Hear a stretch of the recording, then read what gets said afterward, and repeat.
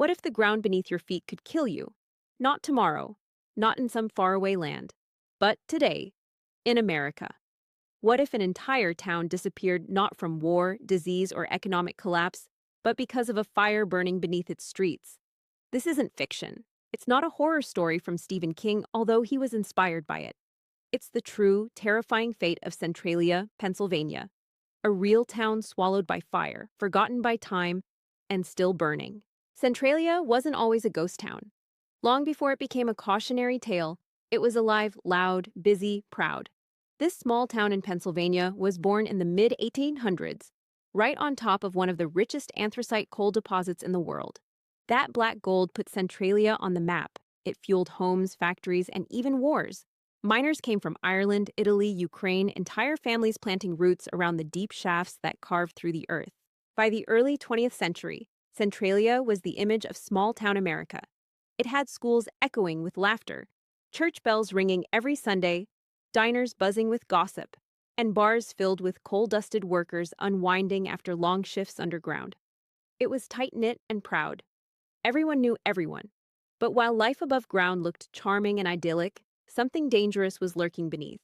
A vast, interconnected web of coal seams stretched under every home and building. And all it needed was a spark. Memorial Day weekend, 1962. The town made what seemed like a simple decision: clean out the town dump. It was overflowing with trash and was becoming a hazard. So, as they had done in the past, they asked the volunteer fire department to burn it. Light a fire, let it smolder, then put it out. Easy, routine. But what no one realized was this. Underneath that landfill was a forgotten entrance to an old coal mine, abandoned, unsealed, and dangerously close to the surface. When the flames reached the bottom of the pit, they slipped through a hidden crack. Just a few feet. But that's all it took. The fire found oxygen, found coal, and found a dark highway into the earth. At first, no one panicked. It seemed under control. Coal fires were rare but not unheard of. The town made a few efforts to contain it. They dumped water by the truckload. They dug fire breaks and filled them with rock and clay. But no matter what they tried, the fire always came back. Weeks passed, then months. The fire didn't die, it spread. Slowly, invisibly. Like a living thing learning how to move, odd signs started appearing. On cold winter mornings, patches of snow would vanish mysteriously, melted in strange circular shapes on the ground. Lawns grew warm to the touch. Thick, chemical-smelling smoke curled up from the basements of homes, and people began reporting symptoms of carbon monoxide exposure. Headaches, nausea, dizziness. In 1979, something startling happened. A local gas station owner, trying to measure the fuel level in an underground tank, discovered the temperature inside it had reached 172 degrees. That's not just hot, that's apocalyptic. Yet the fire still remained hidden to the eye. That changed in 1981. A 12-year-old boy named Todd Domboski was walking in his backyard when the ground suddenly opened up beneath him. He plummeted into a steaming sinkhole over 100 feet deep. The only thing that saved him? A tree root he managed to grab at the last second. Had he fallen any further, he would have been gone. The hole hissed with smoke laced in carbon monoxide. The town's dirty secret had just clawed its way into the daylight. Todd's near-death experience shattered the illusion. Centralia could no longer pretend the fire was under control. It wasn't a local issue anymore, it was a national headline. In 1984, the federal government stepped in, offering a $42 million relocation program. It wasn't just a buyout, it was an evacuation. Families who had lived there for generations were told to pack up and go. The streets emptied, the windows boarded. Homes were bulldozed one by one. From over 2,000 residents, the population dropped below 100. Yet not everyone left.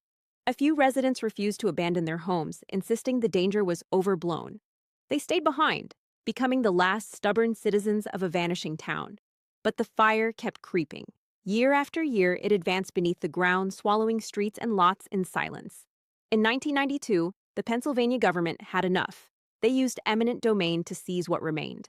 10 years later, in 2002, Centralia's zip code was officially revoked. The town didn't just die, it was erased from the map. But here's the haunting part. The fire never stopped. It still burns today. Decades later, deep beneath the surface, scientists estimate it could keep burning for another 250 years long after we're gone. Drive through what's left of Centralia, and you'll see the scars, roads buckled and split open, Sidewalks cracked and overrun with weeds. Smoke seeps from vents in the ground, carrying the stench of chemicals and decay. It looks less like a town and more like the aftermath of a forgotten war. The infamous graffiti highway, once a bright ribbon of color where visitors sprayed their names and conspiracy theories in neon paint, was shut down and buried in dirt by the state. A tourist attraction turned cautionary tale. It's a surreal place, beautiful in its ruin, chilling in its silence. Like the earth is trying to bury its mistake, but it just keeps breathing. And here's the question no one wants to ask. Could this happen again? Because Centralia isn't alone. There are over 200 underground coal fires burning around the world right now. Let that sink in. Hundreds of fires, burning in silence. In the U.S., places like Laurel Run, Pennsylvania, and parts of Colorado have faced similar catastrophes. These fires are nearly impossible to detect until it's too late. They can burn underground for miles, snaking under homes, roads, and entire towns. They don't move quickly, but they do move. And the scariest part? They often start the exact same way. A neglected mine, poor documentation, a small fire no one thought twice about. One spark. That's all it takes. It raises the terrifying possibility that somewhere, right now, there might be a town just like Centralia, sitting unknowingly above a sleeping monster. And it's not just small towns. Some coal fires threaten major infrastructure, roads, railways, even airports. In China, entire mountainsides have collapsed due to decades-old underground fires. In India, coal seams beneath cities have been ablaze for nearly a century, displacing thousands. These fires poison the air, warp the landscape, and leave long-term environmental damage. But because they're underground, they're easy to ignore. Until it's too late, they smolder silently, creeping like a slow-motion disaster. Unseen, but always advancing. So what does Centralia look like today? It's mostly empty. Fewer than 5 people still live there. Their homes the only structures left standing. They live under special agreements with the state, permitted to stay until death, but unable to pass on or sell their property. There's no mail service, no government, no school buses, no stores, no parades, only skeletal streets, blank street signs, and a silence broken only by the occasional gust of wind. Tourists still visit, although access is restricted. They park just outside town and walk in, wandering along the overgrown streets, peeking into the steam rising from jagged cracks in the pavement. Some are fascinated. Others leave visibly disturbed. Standing in Centralia today is like standing at the end of the world. It feels cursed, abandoned by man, and yet still burning. For the residents who remain, life is quiet, but unsettling. Their daily routines unfold over unstable ground. Some say the sulfuric smell never truly fades, and the constant awareness that the earth might open again never leaves. Generators hum in place of power lines. Rainwater is collected. Supplies must be driven in. These survivors live like ghosts among ghosts, watched by curious tourists and overshadowed by a danger that never sleeps. They are both the final chapter and a stubborn footnote in Centralia's story. Let's be clear, Centralia is more than a freak accident. It's a lesson, a warning written in smoke and ash. It shows what can happen when we assume we've tamed nature, when we think the earth beneath us is solid, reliable, and safe. It also exposes how systems fail, how bureaucracy, budget cuts, and delayed decisions can let a disaster grow teeth. The fire beneath Centralia didn't need to move fast. It just needed to be ignored. And now, no one can stop it.